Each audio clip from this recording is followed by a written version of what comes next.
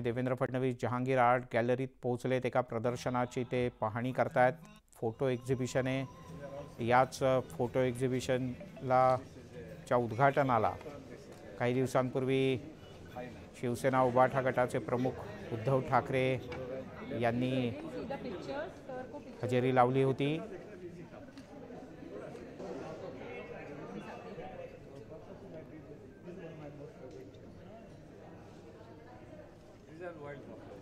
आणि याच फोटो एक्झिबिशनला आता राज्याचे उपमुख्यमंत्री देवेंद्र फडणवीस यांनी सुद्धा हजेरी लावली आणि ते या सगळ्या फोटोची बारकाईने पाहणी करतायत।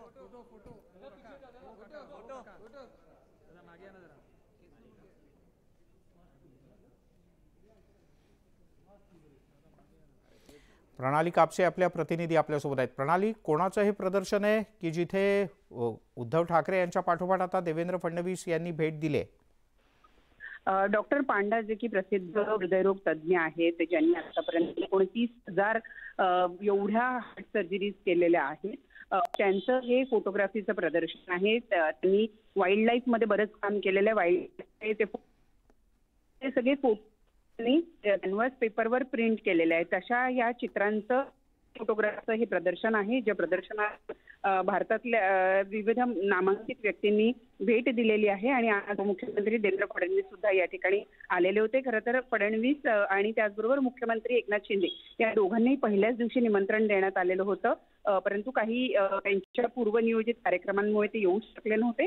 तेव्हा आज या ठिकाणी उपमुख्यमंत्री देवेंद्र फडणवीस पोहोचले आणि त्यांनी या संपूर्ण चित्रांचं आणि जे फोटोग्राफ्स आहे त्यांचं प्रदर्शन बघितलं।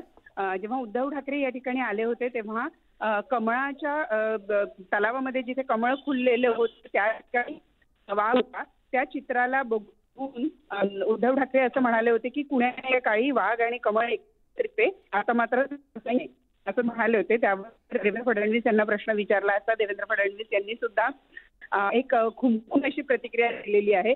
ते असं म्हणाले की सामान्य माणूस आहे, जेव्हा योग्य वेळी त्यांचं टार्गेट आहे जेव्हा माझ्या टप्प्यात येतात। प्रणालीचा आवाज आपल्यापर्यंत नीट पोहोचू शकत नाहीये, पण ज्या फोटो प्रदर्शनाच्या डॉक्टर पांडा जे प्रसिद्ध हृदयरोग तज्ज्ञ आहेत, आता छगन भुजबळ सुद्धा ह्या प्रदर्शनाच्या पाहणी करता आलेले आहेत। आणि सर थोडासा मागे जाल का प्लीज?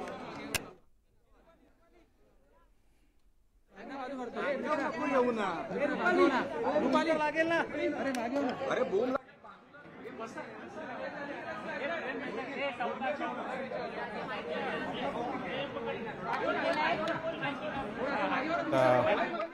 देवेंद्र फडणवीस काही बोलतील, आपण ते ऐकण्याचा प्रयत्न करूयात।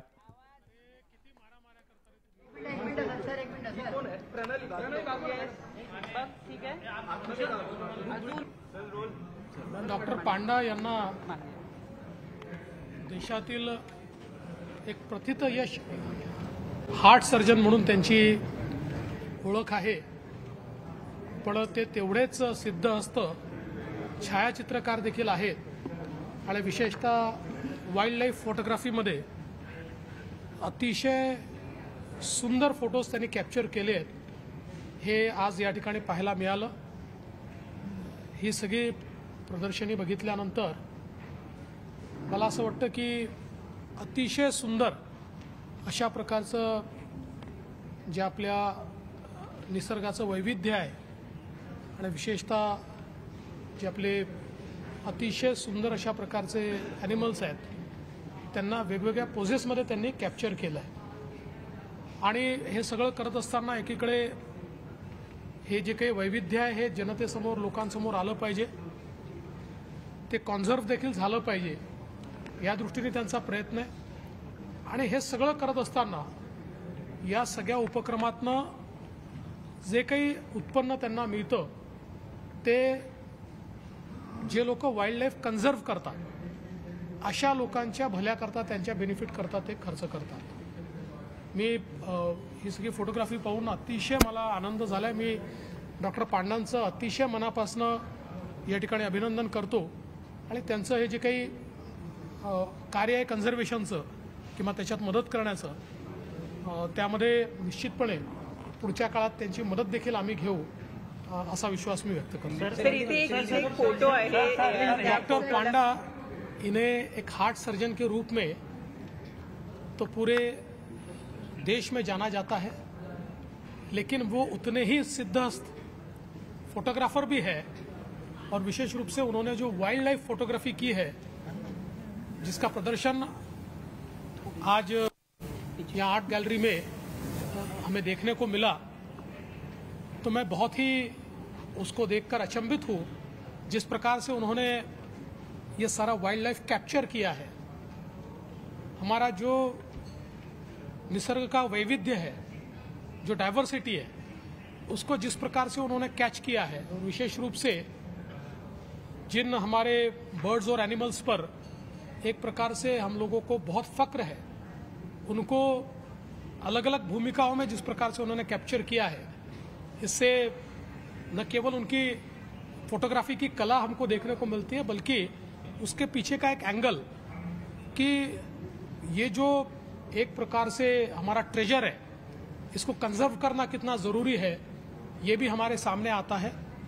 और साथ साथ इसके पीछे उनकी एक मंशा भी है कि ये सारी फोटोग्राफी और इसके माध्यम से जो भी वो राशि इकट्ठा करते हैं उसको कंजर्वेशन करने वाले लोग जितने हैं उनकी भलाई में या गरीबों की भलाई में वो लगाते हैं। तो मुझे लगता है कि एक बहुत ही अच्छा इनिशिएटिव है और मैं उनको बहुत शुभकामनाएं देता हूं और उनका ये जो जज्बा है इसका उपयोग हम लोग भी कंजर्वेशन में कैसे कर पाए इसका जरूर हम विचार करेंगे। तारीफ किया था फोटो जिसमें टाइगर और लायन है, साफ साफ उन्होंने ये भी कहा था कि विकास के नाम पे जंगलों को भ्रष्ट किया जा रहा है, नुकसान किया जा रहा है। उद्धव ठाकरे असं देखील म्हणाले कधी काही वाघ आणि कमळ एकत्र होते, त्यांना देखील फोटो आवडलेला आहे। तुम्हाला कुठला फोटो आवडला? मला सगळेच फोटो आवडलेले आहेत। उद्धवजी स्वतः एक फोटोग्राफर आहेत, त्याच्यामुळे ते फोटोग्राफरच्या नजरेने पाहतात। मी एक सामान्य माणूस आहे, त्याच्यामुळे मी सामान्य माणसाच्या नजरेने पाहतो।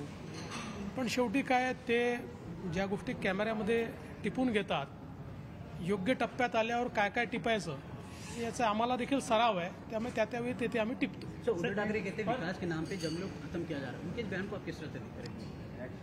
देखिए, जंगलों को बचाया जाना चाहिए, इसमें कोई दो राय नहीं है।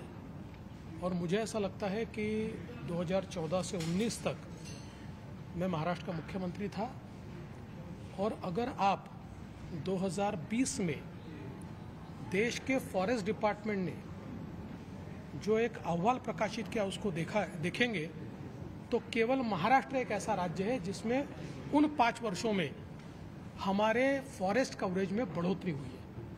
तो महाराष्ट्र में तो हमने ये प्रयास किया है कि हम लोग किस प्रकार से फॉरेस्ट को बढ़ाएं। सर परवा एक रिपोर्ट आलेला आहे, प्रजा फाउंडेशनचा एक रिपोर्ट आलेला आहे की गेल्या 10 वर्षांमध्ये मुंबईतल्या ज्या महिला आहेत त्यांच्याबद्दलचे जे विनयभंगाचे केसेस आहेत त्यात 130% वाढ झालेली आहे आणि त्यातला जास्त काळ आपण गृहमंत्री होतात। असं आहे की या संदर्भात मी स्वतः अनेक वेळा सभागृहात सांगितलं आणि माझ्या आधी जे गृहमंत्री होते RR पाटील साहेब त्यांनी सांगितलंय की निर्भयाचं ज्यावेळेस संपूर्ण प्रकरण झालं त्याच्यानंतर आपण जी काही डेफिनेशन आहे ती 1 स्टेप फॉरवर्ड केली, अप केली।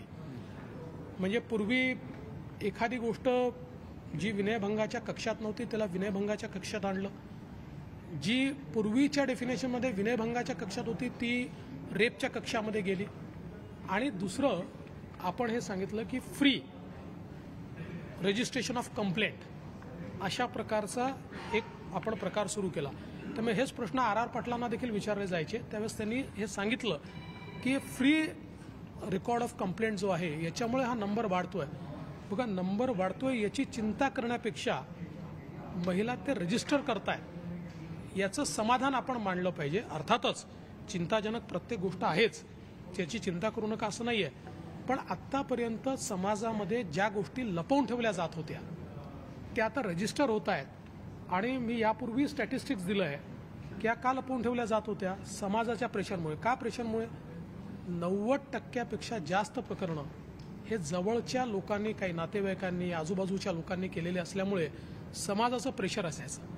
आज ते प्रेशर झुगारून महिला जर अशा प्रकारे रजिस्टर करत असतील तर ते महत्त्वाचं आहे. त्याच्यामुळे याच्यात रजिस्ट्रेशन महत्त्वाचं आहे आणि दुसरं याच्यामध्ये याचं डिटेक्शन होणं आणि लोकांना त्या ठिकाणी शिक्षा होणे महत्त्वाचं आहे. आणि आपल्याला कल्पना आहे की आता 90 दिवसामध्ये चार्जशीट पाठवण्याचं प्रमाण हे 60% वर गेलं आहे. आपण ते 90% नेतो. त्यामुळे ही सुधारणा आहे. म्हणून मला असं वाटतं की स्टॅटिस्टिक्स आपण कुठल्या बाजूनी पाहतो हे महत्त्वाचं असतं. जालना प्रकरणी तिघांना आता अटक करण्यात आलेली आहे. असं आहे की या संदर्भात ही अटक करण्यात आलेली आहे. जे काही एव्हिडन्सेस आहेत त्याच्या आधारावर करण्यात आलेली आहे. याचे अधिकचे जे काही डिटेल्स आहेत ते SP तुम्हाला लवकरच देतील.